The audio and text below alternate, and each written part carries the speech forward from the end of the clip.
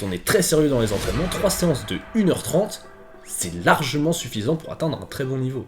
Parasympathique en phase post-prandiale. Donc voilà, vous voyez à peu près la question, que des mots, on comprend rien. S'il y a un entraînement que tu peux faire tous les jours, en soi ton corps il se dit j'ai pas besoin de m'adapter à ça davantage, je peux déjà le faire tous les jours.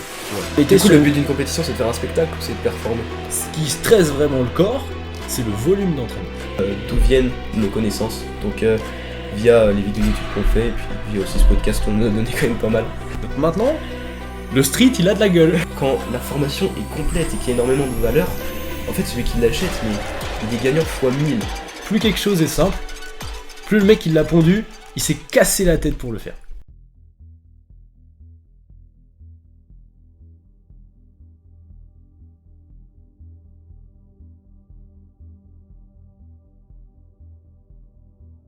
Malo, enchanté. Salut Je Simon. suis ravi qu'on fasse une vidéo ensemble. On s'était déjà parlé sur les réseaux, etc. Et j'adore ton contenu. T'as beaucoup de valeur que t'apportes dans tes vidéos. Et donc on en a parlé ensemble et on s'est dit que faire un podcast ensemble où on allait répondre à vos questions en essayant de donner un maximum de valeur, ça pouvait être super intéressant. Donc on a sélectionné plusieurs questions et on va y répondre dans cette vidéo. Est-ce que t'es chaud? Bouillant mec. Bah Simon, c'est un grand plaisir pour moi aussi, mis à part le fait que j'ai toujours en travers de la gorge le fait que t'aies remporté le t-shirt ASWA lors de la compète, enfin lors du Rasso à Morlaix. Fallait tenir plus longtemps à une scène. Ouais, je vais m'améliorer, c'est promis.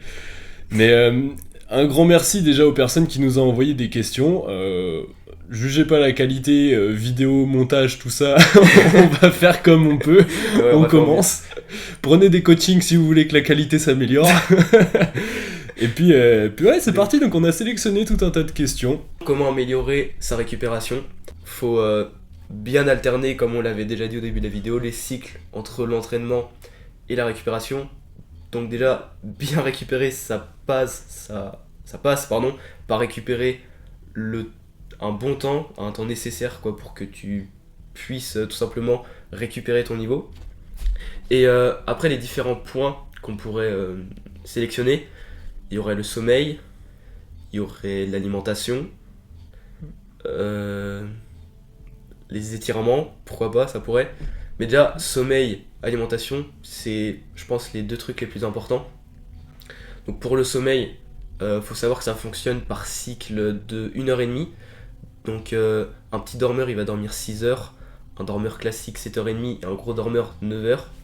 Et globalement la plupart des gens doivent dormir 7h30 pour bien récupérer. Donc ça fonctionne avec des cycles de sommeil profond, etc. Enfin, je vais peut-être pas rentrer dans les détails pour le sommeil, mais bien dormir, vous dormez dans une pièce où tout est noir, pas de petite luminosité, pas de bruit, etc. Parce que le sommeil c'est vraiment super important pour permettre à votre corps de récupérer. Et niveau alimentation, je connais rien là-dedans, je vais faire une vidéo avec un professionnel, donc je vais pas m'avancer, mais faut manger équilibré et tout, mais après je vais pas parler de ça parce que je m'y connais pas, et puis même moi je fais pas attention à ça.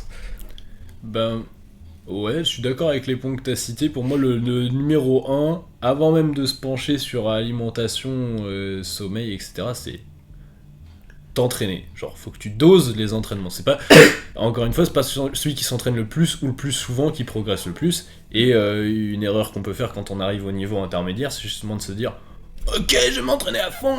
et du coup, ouais, tu veux mettre des entraînements tous les jours et au final, ça marche pas. Donc ouais, attention, juste pour moi, le fait de s'entraîner tous les jours, c'est à bannir. Genre, tu peux pas forcer tous les jours. Tu peux faire des trucs faciles tous les jours. Genre, tu peux faire un tout petit peu de mobilité, un tout petit peu d'étirement. C'est faisable, si tu forces pas. Tu peux faire un tout petit peu d'exercice. Si tu sais claquer sans pompe, en faire 5-10 par-ci par-là, ça te fatiguera pas, donc c'est ok. Mais ouais, s'entraîner tous les jours, déjà, pour moi, c'est le truc qui nuit le plus à la récup. Genre, même pour moi, ceux qui sont le plus forts, et enfin, j'ai remarqué que ce qui marchait le mieux sur moi, c'était les grosses séances. Genre, quand je m'entraîne, sincèrement, si je veux bien m'entraîner, je m'entraîne 3 fois par semaine. Je fais 3 grosses séances. Et le reste du temps, à la limite, je m'éclate un petit peu, je fais un petit peu de one arm handstand ou je sais pas quel autre truc, tu vois. Ouais. Mais 3 séances par semaine, même quand on est très sérieux dans les entraînements, 3 séances de 1h30, c'est largement suffisant pour atteindre un très bon niveau. De ouf. Et aussi, la fréquence, enfin les choix de figures que tu travailles, je pense que ça a aussi un impact. Dans le sens où si tu travailles que la planche par exemple, bah t'entraîner 3 fois par semaine ça peut être logique. Mais si tu travailles la planche, le front, l'équilibre et l'agilité, bah là tu vas pouvoir t'entraîner plus parce qu'en fait tu vas pas travailler toujours les mêmes choses. Ce qui fait que quand tu vas travailler l'un, tu vas légèrement récupérer sur l'autre, même si ce sera pas de la récupération parfaite. Ce qui fait que quand tu travailles plein de trucs, forcément faut s'entraîner plus aussi. Mhm. Mais encore une fois, il y a plusieurs facteurs à prendre en compte, étant donné que quand tu vas être complet, tu vas progresser moins rapidement. Donc est-ce que tu fais plus de planches, un peu moins de front, est-ce que tu fais plus d'agilité, un peu moins de planches, etc. Donc en fait il y a trop de facteurs à prendre en compte. Mais globalement si on prend un seul mouvement et un truc simple, c'est vrai que prendre des jours de récup c'est quand même super important pour progresser. Et faire des bonnes séances où tu te la butes bien, c'est bien aussi, c'est vrai. Bah, ce qui me semble, justement, pour imager la chose, genre, s'il y a un entraînement que tu peux faire tous les jours, bah, en soi, ton corps, il se dit, j'ai pas besoin de m'adapter à ça davantage, je peux déjà le faire tous les jours, tu vois. Ce qui stresse vraiment le corps, c'est le volume d'entraînement. C'est la variable qui te flingue le plus en soi. Quand tu fais une séance qui dure 3 heures, ça crée un gros puits de fatigue, et c'est ça qui fait que bah, le lendemain tu peux pas te rentraîner, tu vois. Ouais. Donc là ça veut dire que t'as stressé ton corps. Si le lendemain tu peux refaire la même chose, c'est que l'entraînement il était pas dur en soi. Donc au lieu de faire plein de petites sessions, très utiles pour travailler ta technique parce que bah, tu travailles fréquemment et tu forces pas plus que ça, mais quand tu veux vraiment progresser physiquement, genre tu veux pouvoir tolérer plus de volume et pas bosser sur ta forme, mais passer un palier d'endurance, augmenter ta force, etc. Faut travailler peu fréquemment. Les powerlifters, ils taffent sur leur mouvement 1 à 2 fois par semaine. Ouais, de ouf. Genre ils ont une séance squat, une séance bench, une séance deadlift et une séance complémentaire sur le mouvement où ils ont plus de difficultés éventuellement. Donc ça fait 4 séances semaine. Et de temps en temps, bah, ils ont un peu de récup active, genre où ils marchent, ou alors ils font un tout petit peu de cardio pour ceux qui n'ont pas la flemme. Mais ouais, pour moi, d'abord tu gères tes entraînements. Ensuite, le sommeil et la bouffe, c'est du bon sens en soi. Genre, même si t'as beau dire que tu t'y connais pas plus que ça en alimentation, bah pour toi, bien manger, ce sera manger des fruits et des légumes. Oui. Ce sera manger cru et pas des trucs réchauffés 10 fois au micro-ondes. Enfin, tu vois, ça reste du bon sens. Ce sera boire de l'eau et pas du coca. Enfin, sincèrement, juste si on est logique dans le raisonnement, on a déjà 95% du taf. Ouais, clairement. C'est la loi de Pareto, 20% des efforts déterminent 80% des résultats. Là, c'est même 95,5. Hein. Ouais. C'est vraiment, ça fait tout. De ouf. Si t'es logique. Et c'est extrêmement rare de trouver des personnes qui sont 100% logiques. Hein. Moi, je me prétends pas comme étant 100% logique, loin de là. Mon daron, c'est le premier à attaquer dès que je bouffe du chocolat ou que je me fais une tartine de beurre. Et, bah frérot, ouais. Tu nous avais pas cassé les couilles en mode le sucre, c'est pas bien. Donc, ouais, de ouf. Voilà, je te dis pas d'être 100% logique, tu vois, faut pas non plus se rendre malade parce que faut pas se rendre plus malade psychologiquement parce que oui, t'as mangé tes cornflakes ou je sais pas quoi, que les cornflakes te rendraient malade en soi, tu vois. Mais faut essayer de quand même juste raisonner logiquement et avant d'aller chercher encore une fois des infos à droite à gauche et de les appliquer bêtement sans observer, juste demande-toi logiquement ce qu'il faudrait faire. C'est bon, quoi. Ouais, voilà, y a même pas à manger les barquettes, les trucs ultra protéinés, les trucs comme ça. Vraiment, moi je vois les trucs ultra protéinés de partout, je me prends la tête, je dis mais c'est n'importe quoi. Bah désolé les gars, mais si vous voulez qu'un jour vous soyez mes sponsors, vous me payez cher, hein. Non.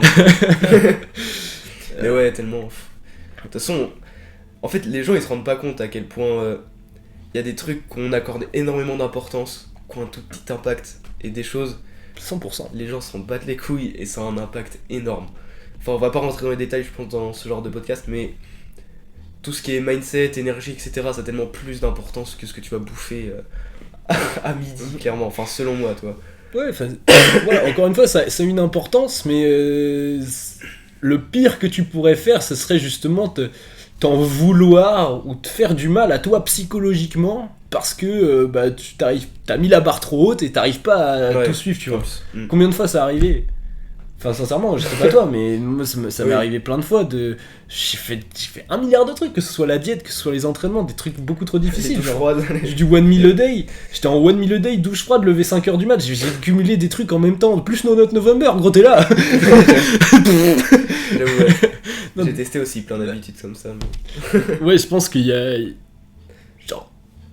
Oui. Focus-toi sur l'essentiel, vraiment. Ouais, c'est vraiment Ouais. les détails, ils portent bien leur nom. Je me C'est souviens pas ça quand qui j'ai fait arrêté ton taf. mes études l'année dernière, genre j'étais en mode je vais respecter toutes mes petites habitudes tous les jours, tu vois, comme ça je suis sûr d'être productif.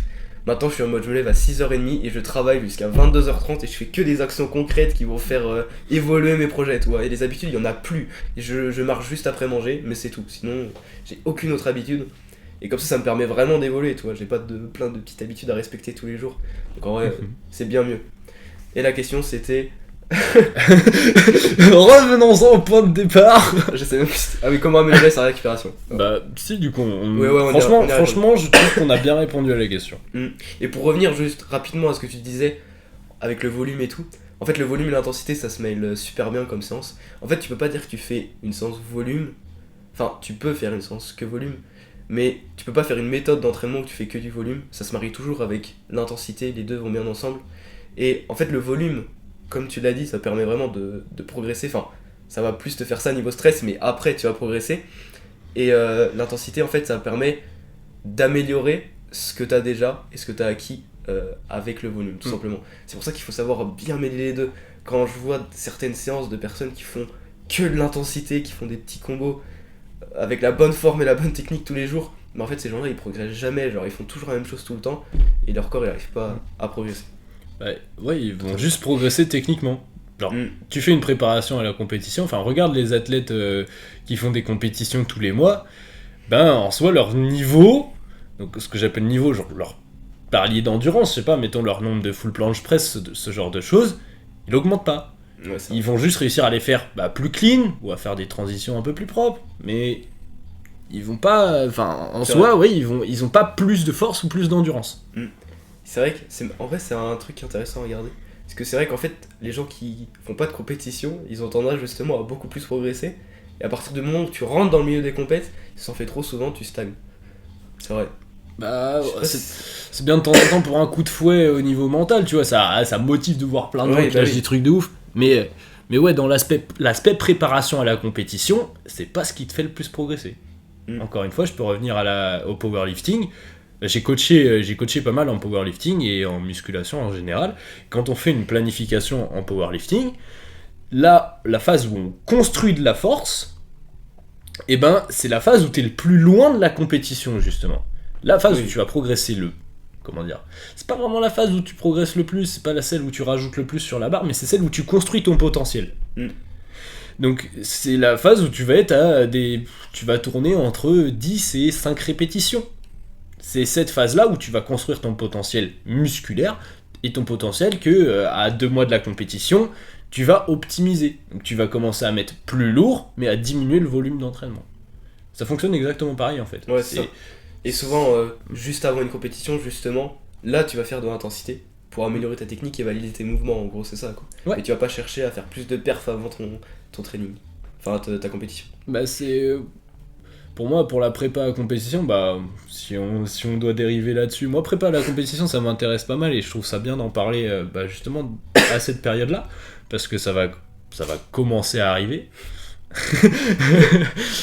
Les championnats de France là en ce moment, je sais pas si t'as vu. Si, ça j'ai vraiment Ouais. hâte de voir. Même je vais Moi aussi, j'ai kiffé. je vais voir la compète à Bruxelles avec Jolan et MX Sport. Ouais. Parce que je commence à aider un peu plus MX Sport à m'investir plus qu'un simple partenaire. C'est une proposition de Jolan qui m'a bien branché et je trouve ça très très cool. Donc, Ouais, merci Jolan, merci pour tout ce que tu fais pour le street en France en tout cas. Je sais pas s'il y a quelqu'un de plus motivé que lui. Tu verrais son emploi du temps En gros. tout cas, c'est un mec très pro. Juste pour trouver un appel, c'est un enfer, mais ouais, encore une fois, j'ai divergé, je parle de la compète à la base. Mais ouais, c'est moi qui l'ai lancé sur ça. Mais c'est quand j'ai vu le post Insta des championnats de France, genre dans ma tête, j'étais comme un ouf, tu vois. Genre, Ouais. parce qu'en fait, il y avait des championnats de France, mais c'était nul, tu vois, c'était organisé de manière aléatoire. Et quand j'ai vu un truc pro avec toutes les régions, Genre vraiment pour moi ça faisait pro mais de ouf. Et de voir que c'est Ouais. les athlètes qui ont fait ça, ça m'a encore plus fait kiffer. En fait maintenant vraiment quand t'es dans une région, tu sais qu'il faut que tu te qualifies là pour aller au championnat de France. Et si tu te qualifies au championnat de France, tu vas au championnat du monde. En gros ça va être ça, Ouais. tu vois. Bah, ça ressemble Je à quelque trouve ça chose trop maintenant. Maintenant, c'est organisé. Ouais. Avant, on avait une fédération qui était plus branchée street lifting et c'était une rep. Et là, cette fois, on a une vraie fédération de street workout freestyle qui s'est créée. Donc, c'est beaucoup plus adapté. Ouais. Et puis, il y a des C'est comités tellement pour chaque région. Donc maintenant, le street, il a de la gueule. Ouais. J'ai juste hâte de voir les barèmes, Ouais. histoire qu'ils sont bien. Mais tu sais que moi je me suis toujours chauffé depuis des années pendant les cours, etc. J'écris des barèmes. J'ai trop envie d'écrire un bête de barème, tu vois, de A à Z, où il y a tout détaillé. J'ai pris plein de conseils de plein de personnes que j'ai entendues. Et je pense qu'un jour je vais en faire un. Parce que je suis persuadé que tu peux écrire un barème qui est parfait, tu vois, pour ce sport. Ou quasiment parfait. Et à chaque fois, le problème, c'est souvent le barème dans les compétitions. Et le mode de jugement, etc. Mais si le barème il est bien, ce sera encore mieux. Bah, autant, du coup, là, c'est un peu nous qui avons créé notre question, mais on va aborder le sujet des compétitions. Et je suis d'accord sur ce fait-là, et j'aimerais de ouf créer ma compétition. Donc, justement, sur mon serveur Discord, actuellement, donc, serveur que tu peux toujours rejoindre, il y a un lien dans ma bio ou sur ma chaîne, enfin, tu le trouveras. Dans la description, il sera. Au top. Et ouais, du coup, sur ce serveur-là, j'organise une compète en live. Donc on fait une petite compète. Alors l'avantage de cette compète-là, c'est que chacun va pouvoir prendre un clip qu'il veut, genre il y aura une semaine pour prendre un clip, et à l'envoyer. Donc au moins, il pourra peaufiner son truc, faire un passage propre, et ça permet aussi aux personnes qui sont pas habituées à la compétition, ou qui ont peut-être un niveau un peu plus faible, de venir. Ouais. D'ailleurs, il y a Remo, je s'appelle Remo, qui doit juger ça. Donc je sais pas si Ok. tu connais, mais Non, je très connais. chaud. Hein, il a de la maltaise, du supissat. Ok. Tu dis supissat, tu fais ok, le mec il est chaud, tu vois. Ouais, ouais. C'est ouf que je connaisse pas.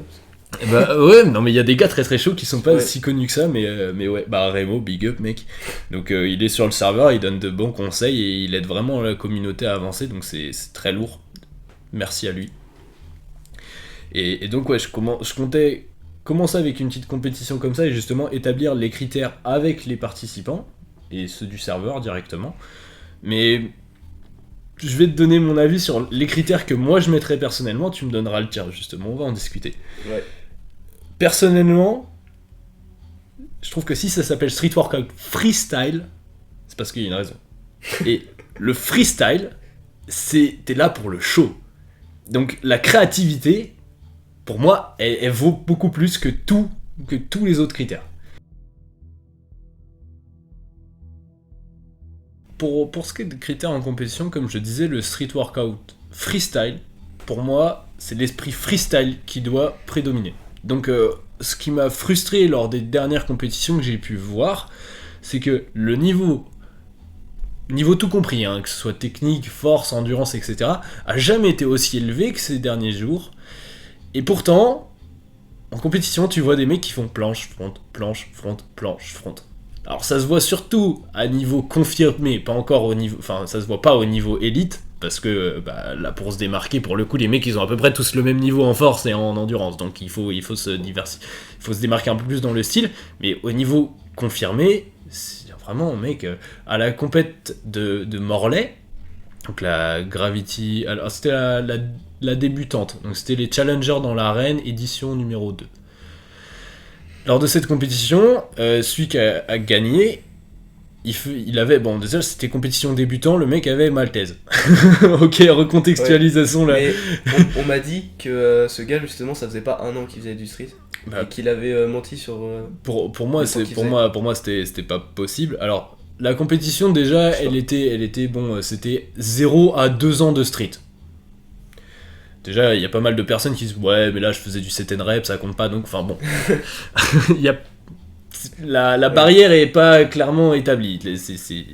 Ça manque de précision là-dessus, mais enfin bref. Tout ça pour dire que le mec, il faisait juste planche, front, planche, front, planche, front, back lever, planche, front. Il faisait que ça. Et le mec, il a gagné. Alors que je veux dire, ça, les spectateurs, bah ouais, tu te dis waouh à la première maltaise éventuellement, mais bon, après, le mec a fait ça à tous les rounds de la compète. Non, tu te fais chier, je veux dire. Donc, oui, ça demande du travail, mais ce qui fait valeur de quelque chose, c'est sa rareté. Et pour moi, c'est l'originalité des transitions. T'as Sadaki à côté. Donc le mec qui a gagné, il s'appelait Red One, si je dis pas de bêtises. Et le second, ou le troisième, je sais plus quelle place t'as fait, Sadaki. Et Sadaki, lui, il faisait straddle sur les pouces. Il avait de l'agilité. Il tentait des one arm handstand ou des iguanas. Il a même fait une transition où il a marché, genre il a fait une combinaison sur des barres parallèles. Il a marché, il est allé se raccrocher avec les jambes en cochon pendu aux autres barres parallèles, et là il a fait un back lever. J'étais là, mais waouh, le mec en termes de créativité, mais tous les jours, si c'est moi qui juge, il chope la première place. Parce que le mec, il est plus complet, et surtout, il est recherché dans ce qu'il fait, tu vois. Ok. Donc, c'est mon point de vue, je mettrais créativité en critère numéro 1. Bien sûr, la force et l'agilité, etc., bah faudrait voir, parce que pour l'instant, les critères SWEB sont vachement plus axés sur le statique que sur l'agilité. Mais ouais, ça devrait être 50-50 là-dessus, mais la créativité a un rôle énorme. Ok. De mon point de vue. Je vais te dire mon point de vue du coup. Parce que c'est pas vraiment le même.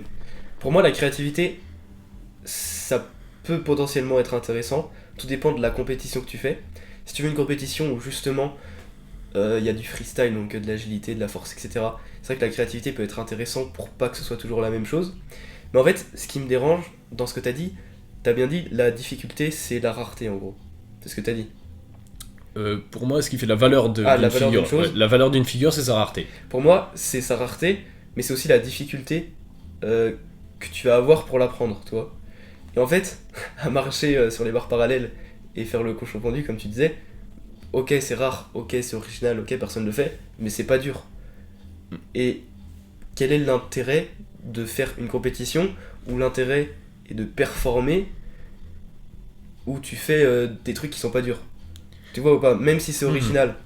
Et en gros, bah t'avais peut-être pas vu la vidéo. En gros, j'ai fait une vidéo où je faisais ma première compétition de calisthenics. Et en gros, j'avais pas mal. Bon, j'avais pas ragé, toi, mais j'avais dit que ça m'avait saoulé. Parce qu'en gros, il y en a qui avaient fait des performances qui étaient largement moins fortes que ce que j'avais fait, toi.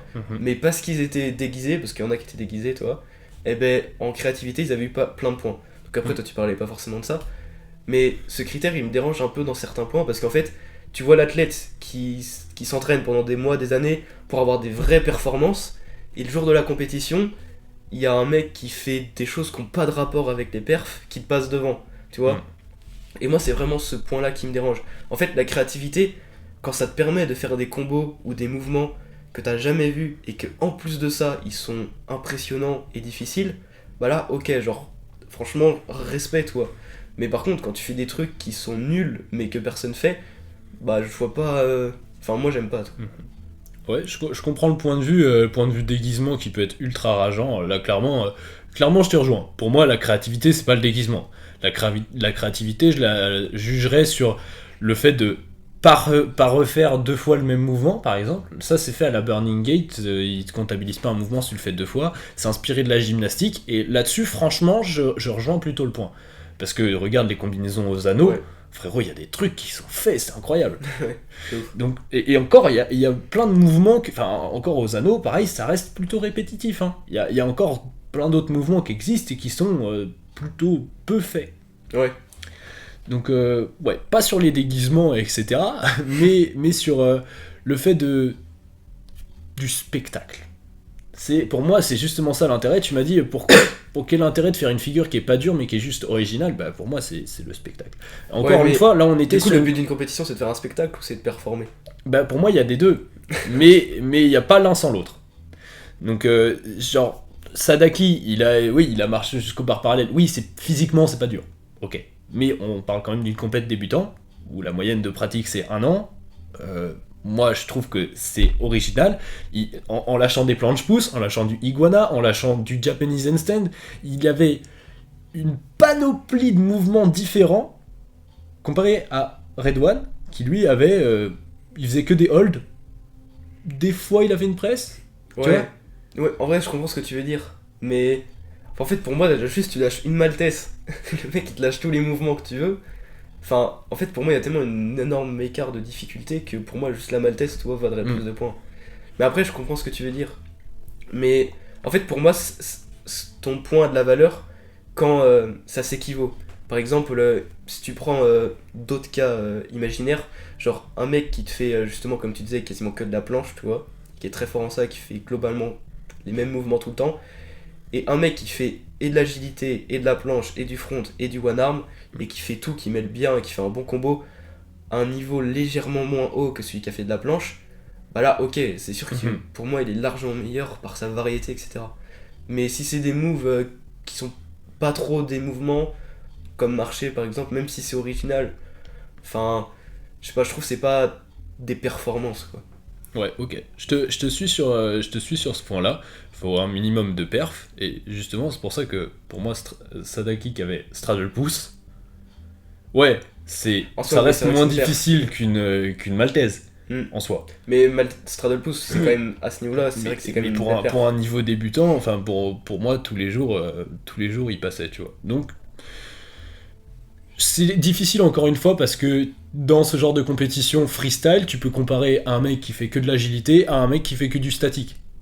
Donc, automatiquement, il faudrait. Enfin, c'est bien qu'il y ait de la diversité dans les compétitions, qu'on propose des compétitions only statiques. Il va y avoir une compétition only agilité à Brest. C'est début mars, si je dis pas de bêtises. C'est l'événement de MX Sport. Et donc ça c'est vraiment cool à eux. Enfin MX Sport, non c'est Gravity, événement de Gravity Street Workout. Vraiment cool, j'ai hâte de voir ce que ça va donner. Mais justement, tu vas pouvoir comparer que des Agi Boys entre eux, que des Static Boys entre eux, et des personnes qui font les deux. Mais je pense que la seule vraie solution, ce serait du coup de séparer en fonction des performances que font les personnes. De toute façon, on tend à ça, de séparer de plus en plus planche, front, freestyle et tout. Ouais. Mais en mon sens, si tu dois vraiment juger une compétition freestyle, eh ben t'es jugé sur la panoplie de variantes que le mec maîtrise et sur comment il transitionne entre tout ça. Pour moi, c'est ça qui doit être le critère numéro 1 quand on parle de freestyle uniquement. Si tu fais agilité only ou static only, ce sera pas pareil. En soi, du coup, le critère qui aurait le plus important, ce serait surtout le combo en lui-même avec le plus de mouvements que tu ajouterais dedans. En vrai, ça, ce serait logique, c'est sûr. Parce que des gens qui font juste de la planche ou juste de l'agilité dans une compète où il y a les deux, c'est un enfer déjà à juger. Ouais, ça va. Compare le mec qui fait un hold maltaise de 3 secondes, pause, 5 secondes, il marche vers la barre de front. Vraiment. Il compare ça à un mec qui fait une longue combinaison élaborée avec des pouces, des fingers, transition explosive, il clappe les mains, il passe en flag. En fait, c'est qu'il faut être capable de mesurer la difficulté entre un tel combo et un mouvement, etc. Pour moi, justement, c'est pas comparable.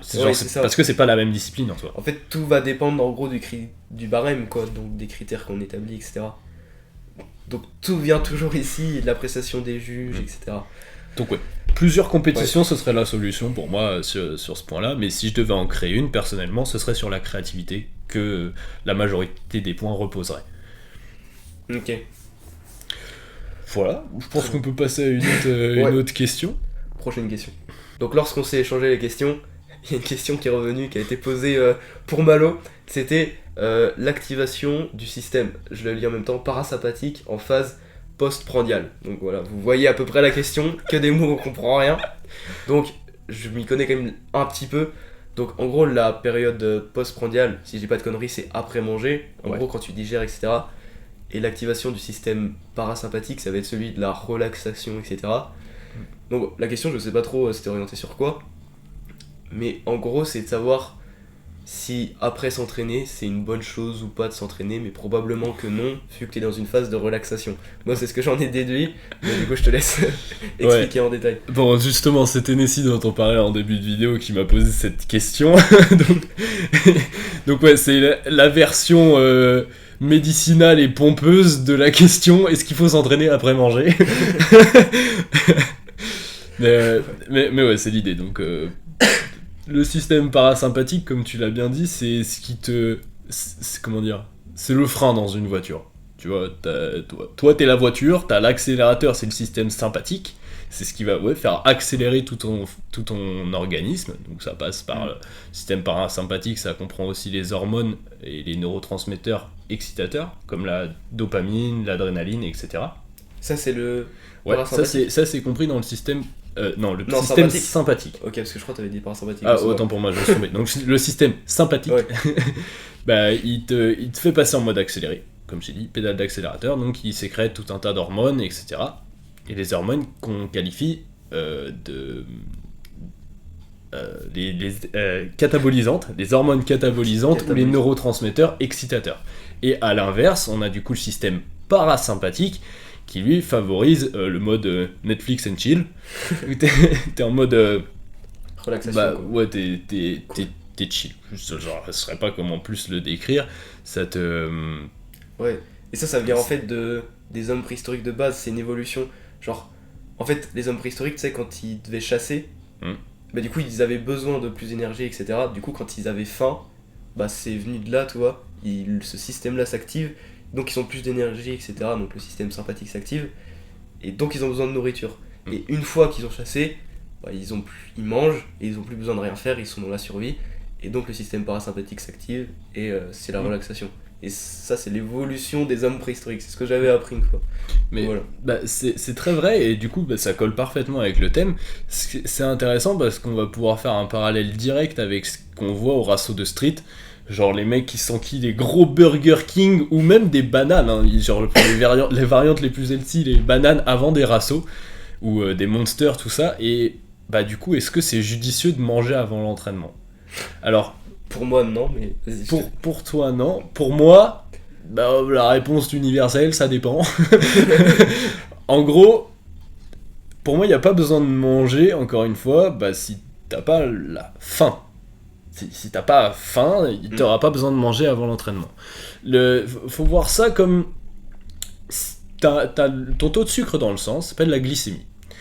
Et si tu es déjà à une glycémie normale, bah tu peux fournir des efforts classiques, enfin tu peux faire un entraînement, tu vois.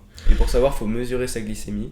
Si elle est en dessous de 0,8, c'est que vous devez manger. Voilà. Donc au Burger King, tu demandes un test de glycémie. Non, le délire, c'est que si tu te sens que bah, tu es faiblard, que t'as faim, dans ces cas-là, manger, ça peut être judicieux parce que quand tu vas manger, ça va juste ramener ton taux de sucre à la normale. Et donc dans ces cas-là, d'ailleurs, ce que je conseille de manger, bah, ça va être... Oui, tu peux te manger ta petite banane si tu sens que t'as vraiment rien bouffé depuis 6 heures et que tu commences à avoir des étoiles. En revanche, si t'as mangé, je sais pas, il y a 3-4 heures, c'est rarement utile de manger une banane, surtout en début d'entraînement en fait. T'es censé avoir ta glycémie stable et t'es bien. Si justement ta glycémie elle est plutôt stable et que toi là tu vas manger quelque chose de sucré, de riche en glucides, et ben ça va créer une hyperglycémie. Et quand ton corps il est en hyperglycémie, il sécrète une hormone qu'on appelle l'insuline. L'insuline, elle sert à stocker le sucre que tu as dans le sang. Pas que le sucre d'ailleurs, mais en gros, faut voir ça comme si elle ouvrait les vannes de la soute et toi, tu peux mettre tes bagages dedans, tes petits glucides, tu vois. Donc ça fait baisser le c'est taux ça. glycémique. Ça ouvre les cellules pour pouvoir stocker le sucre dedans. Et donc toi, ça te passe en mode récup en fait. C'est une hormone anabolisante. Les anabolisants, t'en as peut-être déjà entendu parler pour les bodybuilders qui se dopent, tout ça. C'est une hormone, oui, qui te permet de récupérer. Donc, si toi, t'as de l'insuline qui est sécrétée, donc qui te fait diminuer ton taux de sucre dans le sang, et qu'en même temps, tu lâches ta meilleure combinaison planche, bah tu passes en hypoglycémie, en fait. Donc, si en plus, le mec a pas du tout lancé son système cardiovasculaire, et il s'est pas échauffé plus que ça, bah gros, tu peux être sûr qu'il va taper une hypoglycémie réactionnelle, ça s'appelle. Parce que, bah, il était bien, trop de glucides dans le sang, donc hyperglycémie, hypoglycémie. Et donc, Ok. Je savais pas que ce phénomène-là il pouvait s'activer aussi facilement, entre guillemets. donc ouais, ça peut arriver du coup quand on mange beaucoup de glucides quand on mange des glucides à index glycémique élevé, donc genre une boisson énergisante, une banane, du riz blanc, je sais pas, qui bouffe du riz blanc 20 minutes avant l'entraînement, je sais pas, mais ça arrivera pas si tu te manges, je sais pas, des œufs, des noix, des trucs comme ça c'est pas riche en glucides, et même ça s'assimile lentement. Donc ça arrivera pas dans ce genre de cas de figure. Mais ouais, pour moi, tu prends des glucides, à la limite, si t'as vraiment un putain de gros rasso, ça fait 4 heures que t'es là et tu commences à voir que t'as une hypoglycémie, bon bah pour tenir le jus, pour ramener du jus pour finir le rasso éventuellement, Ouais. mais pas au début en fait. Ok. Et du coup, un gros repas au début, ce serait non plus, quoi. Alors, gros repas au début, non. Pour moi, quand tu veux manger, tu manges plutôt 3-4 heures avant. Ça dépend de la taille des repas que tu manges. Perso, je suis un gros tas, donc 3-4 heures avant. Mais si tu manges des repas plus light, eh ben, tu peux manger 2 heures avant, ça posera pas de soucis. Il y a aussi un autre cas de figure. Si tu manges un repas vraiment light, c'est comme ça que je m'entraînais au lycée. Si tu manges un repas vraiment light et que tu vas t'entraîner direct après, ça pose pas de soucis. Parce que, en fait, ta digestion, ce sera pas encore mis en marche. Le réel souci de s'entraîner en digérant, c'est parce que digérer, ça demande de l'énergie, faire du sport aussi, et donc si tu divises l'énergie en deux, juste en as moins pour s'entraîner, ça paraît logique. Donc t'as de la... Bon, là j'entre vraiment dans les détails techniques, je suis en roue les mecs. C'est intéressant. Mais du coup t'as la vasodilatation, ça s'appelle, donc c'est les vaisseaux sanguins, c'est des petits muscles en soi, et ils se dilatent pour laisser passer plus de sang à tel endroit du corps pour distribuer entre guillemets l'énergie, hein. C'est vraiment ça. Ouais. Donc quand tu digères, tu peux même sentir que des fois tu as une petite inflammation au niveau du ventre, c'est tes vaisseaux sanguins qui s'élargissent et qui permettent au sang d'affluer. Comme quand tu ferais des curls biceps pour des séries de 30 reps, tu auras les biceps tout congestionnés. C'est pareil en fait, t'as un afflux sanguin. Et donc ouais, quand tu t'entraînes, quand tu digères, comme t'as cet afflux sanguin, t'en as moins pour tes muscles, donc tu peux juste produire moins d'énergie. Pour des efforts type force, tout ça encore ça peut aller, mais pour des efforts type hypertrophie ou même pire endurance, ça passera pas du tout, tu vois. Ouais. Genre si tu veux taper tu veux taper un 1000 mètres ou un 2000 mètres, ou même plus, genre un 10 km juste après manger, mais ça va pas aller. Ou même la natation. C'est pour ça que les darons, ils vous disent va pas nager alors que tu viens de manger ton tacos ou je sais pas quoi. Ouais, de ouf. Donc ouais, juste après l'entraînement... Oui, là, par contre, c'est bien. Juste après l'entraînement, c'est ok. Juste avant, si vraiment t'as mangé un petit truc light et que t'as pas commencé à digérer, donc genre quand je dis un petit truc light, c'est ton repas il a duré 20 minutes et tu t'entraînes, blam, tu commences ton échauffement 5 minutes après. Hein. Ouais. C'est vrai que la phase de digestion elle vient souvent 1 heure à peu près après avoir mangé, quoi.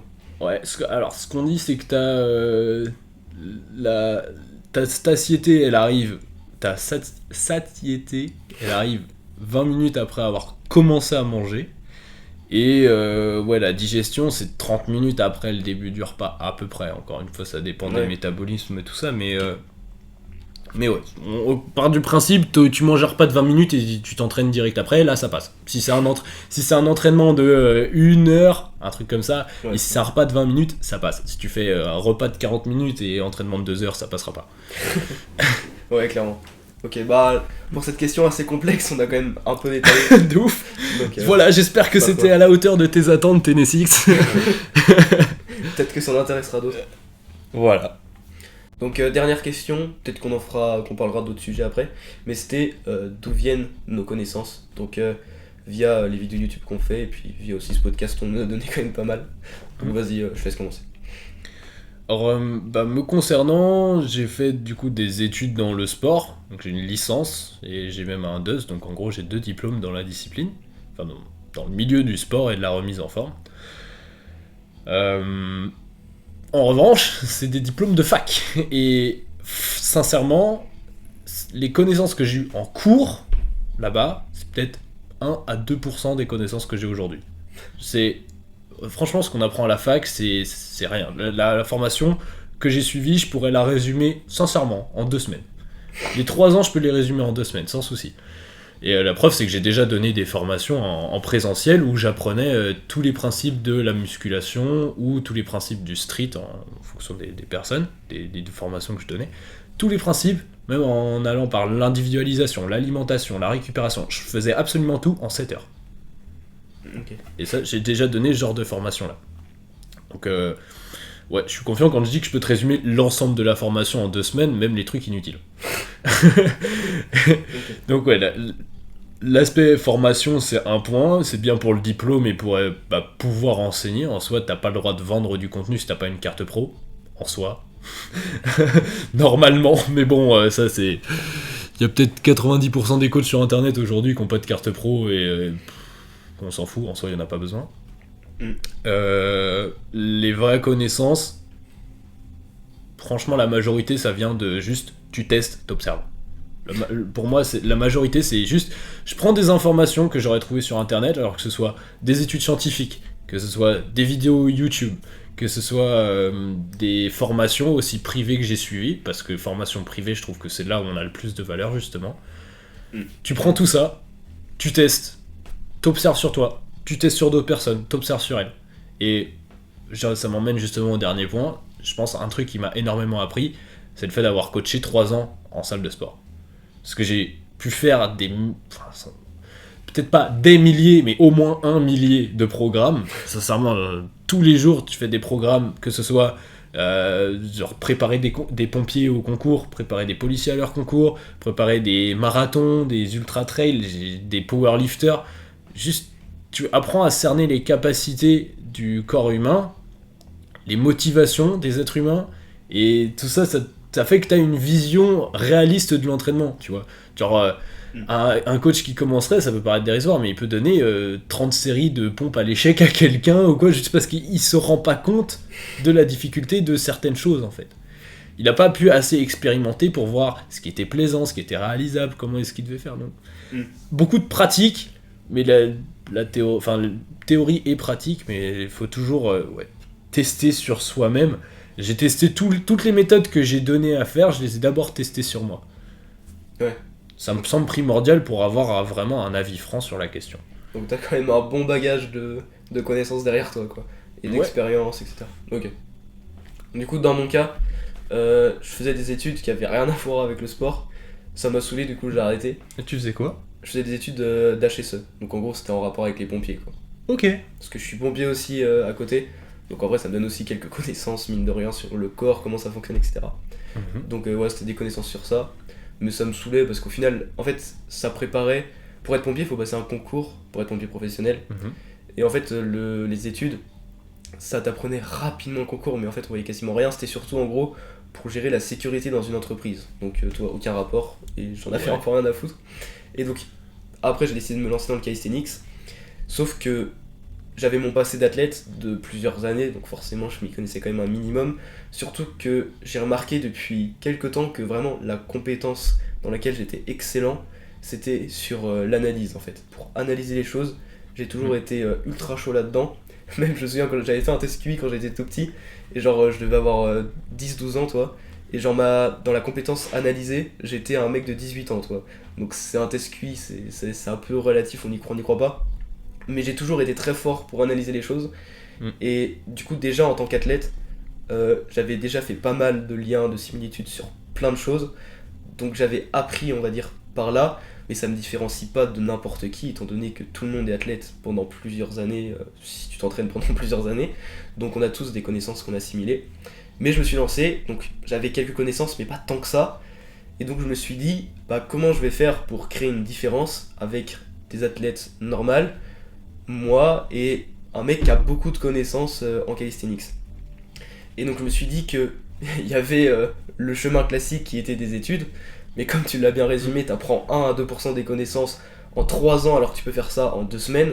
Donc clairement les connaissances que les gens apprennent en STAPS, là je les ai largement surpassées. Et du coup je me suis décidé d'apprendre, en fait, de me former par moi-même. Donc par ce que t'as dit, YouTube, les formations, les études scientifiques, même l'intelligence artificielle, ça t'aide énormément. Étant donné que tu peux chercher un sujet sur le... Enfin, tu demandes tout simplement à l'intelligence artificielle quels sujets peuvent être très importants pour te former. Et une fois que tu identifies plein de choses, tu les sélectionnes un par un et tu apprends tout par cœur sur plein de choses. Et donc c'est un outil pour t'aider à trouver les choses, on va dire, à apprendre. Et je sais plus ce que je voulais dire. Attends, je fais un cut. Et surtout, je me suis rendu compte, depuis que je crée du contenu dans le calisthenics, depuis que je vends des formations, en fait je me suis dit... Mais mes formations, en fait, c'est une mine d'or. Genre, j'ai l'impression que je mets plein de trucs dedans. et genre je les mets à un prix qui sont très peu élevés, étant donné que dans le calisthenics justement, la plupart des personnes n'ont pas tendance à investir beaucoup, du coup faut s'adapter entre guillemets au marché. Et en fait, je me suis rendu compte qu'il y avait tellement de valeur dans une formation, alors que moi je pensais que les formations c'était que des trucs d'arnaque pour que les gens s'enrichissent de ouf. Et c'est vrai qu'une formation tu peux gagner assez facilement de l'argent rapidement, mais par contre, quand la formation est complète et qu'il y a énormément de valeur, en fait celui qui l'achète, mais il est gagnant fois 1000. Et quand je me suis rendu compte de ça, j'ai commencé à acheter pas mal de formations, à me former auprès de plein de personnes ultra chauds. Et il y a des fois où j'ai mis de l'argent un peu dans le vide, clairement, mais globalement, ça a été tellement rentabilisé, j'ai eu tellement de connaissances en plus que je peux retransmettre et qui aujourd'hui du coup me servent et qui ça me fait aussi un retour. Les personnes sont contentes d'avoir ces connaissances-là, etc. Et donc c'est comme ça que j'ai commencé à me former depuis 6 mois maintenant. J'y passe pas mal de temps par semaine à apprendre. Et à appliquer aussi parce que ça passe par l'expérience évidemment, les connaissances. Donc voilà d'où viennent mes connaissances. Je suis d'accord sur le fait que alors, les e-books, etc., je pense que c'est dans la continuité de ce qu'on raconte du coup. E-book et formation, on peut apprendre des trucs intéressants. Personnellement, je sais pas combien j'ai dépensé dans des e-books, je sais pas combien toi non plus t'as dépensé dans des e-books. En vrai, pas tant que ça, parce que souvent ils sont pas trop chers, toi. Mais j'en ai acheté beaucoup. Moi j'ai claqué de la thune. J'ai claqué de la thune et justement ça m'a permis d'analyser. J'ai tellement été déçu par certaines choses et Ouais. c'est limite plus la personne était connue, plus t'es déçu, tu vois. Ristoff, zéro mec. Là, mais vraiment quand je dis zéro, les gars, c'était dérisoire à quel point c'est nul, il n'y a aucune connaissance. Ils ont plus de mal à vulgariser les choses parce qu'ils sont peut-être restés moins longtemps à un stade de débutant, comme on pourrait dire, que la plupart des gens.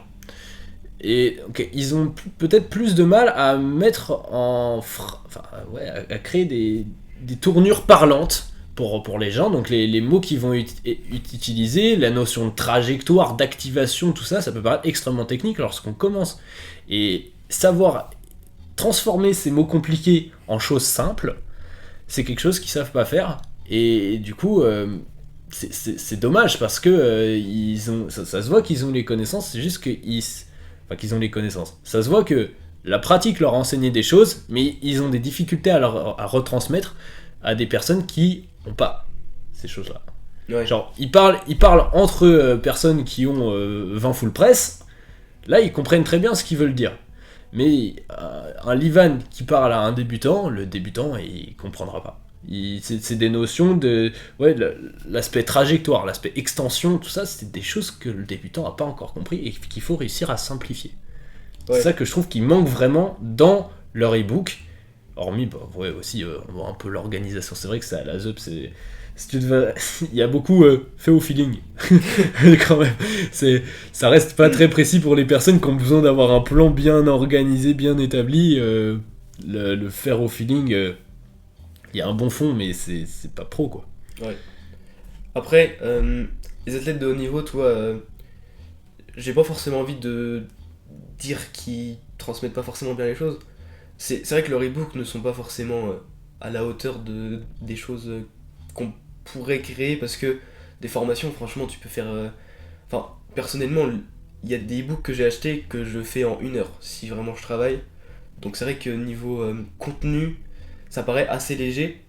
Mais après, moi je me dis toujours que c'est des athlètes, ça fait des années qu'ils s'entraînent, ils ont grandi avec, ils avaient rien. Et donc ils essayent de retransmettre ce qu'ils ont appris. Et donc c'est pas toujours évident non plus, je trouve, à faire. Et j'ai aussi identifié 2 gros points. C'était. Il y a l'aspect du coup connaissance scientifique sur comment progresser, sur comment bien s'entraîner, etc. Mais il y a aussi l'autre aspect qui est technique. Et ça en fait, sans eux, tout simplement, genre. Dans mon cas en tout cas, je serais nulle part, toi. Genre c'est eux qui apprennent selon moi à tout le monde comment fonctionne réellement le mouvement de la planche, le mouvement de front lever, etc. Donc sans eux, on serait peu évolué, tu vois, dans ce sport. Mais si en plus on ajoute le côté comment progresser, etc., là le niveau explose. Donc pour moi, il faut ces 2 points.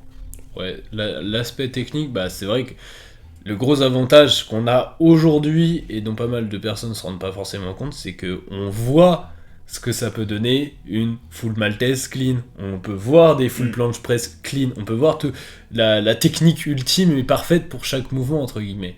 Avant, tu savais pas, tu vois. Ouais. Il y avait personne qui savait faire ça. Donc même des one-arm planches, des trucs comme ça, c'est des choses qui n'étaient pas faites avant. Donc il fallait les imaginer et réussir à les peaufiner au fur et à mesure, Ouais, c'est ça. à comprendre le positionnement, l'activation propre au mouvement. Et c'est pour ça que niveau expérience et technique, bah, ils sont très très forts, tu vois. Et genre, je pourrais jamais dire que je m'y connais mieux sur la planche que quelqu'un qui est ultra fort en planche, tu vois, c'est pas possible. Non, bien sûr. Donc, Bien sûr. c'est pour ça que pour moi, ils sont quand même très intéressants sur plein de points, tu vois. Oui, mais Et c'est des athlètes. Oui, voilà, c'est ça. pas des coachs. C'est Ouais. pas des personnes qui leur point fort, c'est leur performance. C'est pas leur capacité à expliquer les choses. Ouais, c'est ça. Si je devais le résumer, parce que encore une fois, ça reste des personnes incroyables. Pour avoir discuté avec eux, ils sont capables de transmettre des bonnes connaissances, mais encore une fois, faut réussir à les comprendre, tu vois. Oui, on va bien les appliquer, etc. Parce que il y a des notions qui sont vraiment pas évidentes, et les simplifier non plus, c'est pas facile. Mon prof de techno m'a dit un jour un truc très très très pertinent. Il m'a dit, plus quelque chose est simple, plus le mec il l'a pondu, il s'est cassé la tête pour le faire. Et ouais. Franchement, alors c'est un gros branleur, hein, mon prof de techno, mais ça là-dessus, quand il me l'a lâché, ça m'a resté en tête parce que je suis totalement d'accord avec cette vision des choses. Ouais, c'est vrai. Plus une chose est simple, plus c'est vulgarisé, plus le mec qui l'a sorti, il est balèze. Il y a Einstein qui disait un truc dans le même goût aussi, il disait si tu peux pas expliquer quelque chose simplement, c'est que tu as pas compris. Ouais, je suis plutôt d'accord. Parce que c'est vrai que moi, quand je me forme pas mal et qu'après je redis ça dans des vidéos YouTube, je me force toujours à genre. Je me force toujours à dire des choses que un bébé moitié pourrait comprendre. Tu vois, dans ma tête, je pars de ce principe-là. Alors que je sais que la plupart des gens qui me suivent sont très intelligents et comprennent très bien ce que je veux dire, mais au moins je suis sûr que tout le monde comprend et que c'est facile d'appliquer ce que je dis, quoi. Faut que ce soit facile d'accès. En comparaison, en rap, Orelsan il est très fort pour ce genre de choses, tu vois. Il sait dire des trucs très compliqués très simplement. Ouais, c'est vrai. Là où du coup, Nekfeu, et ce serait totalement l'opposé. Il dit des trucs qui sont extrêmement simples, mais de manière complexe et sophistiquée, tu vois. Ouais, et pour moi, un bon coach, justement, il sait dire les choses très compliquées de manière simple. Ouais, si je dois donner des exemples plus précis, ce serait du coup, au lieu de parler de rétroversion du bassin, de trucs complexes comme ça, bah tu dis, tu serres les fesses, ou tu peux dire des comparaisons plus vulgaires aussi, mais que je vais pas citer ici. Mais il y a toujours moyen de tourner la chose déjà de manière rigolote pour que la personne s'en souvienne mieux. Automatiquement, si tu associes un apprentissage avec du rire ou avec du plaisir ou même avec de la douleur des fois, bah tu t'en souviens mieux, tu vois. Ouais, c'est vrai. Si tu te brûlais pas la main ça avait pas mal en posant ta main sur la plaque de cuisson, tu te souviendrais pas qu'il faut pas la poser dessus. Ouais. C'est vrai que d'ailleurs, j'ai discuté avec quelqu'un là l'autre jour, et en gros, on parlait de quand t'es coach et que tu t'entraînes avec d'autres personnes, enfin avec tes élèves, comment tu fais en fait. Et moi j'étais pas mal dans le mode, tu t'entraînes avec eux et tu fais les mêmes perfs qu'eux parce que ça va les motiver, etc. Et tu montres l'exemple. Et en fait, c'est pas forcément la meilleure option. Ce qu'il faut, c'est pas. En fait, quand t'es coach, tu dois pas montrer forcément l'exemple, mais tu dois expliquer ce qu'il faut faire.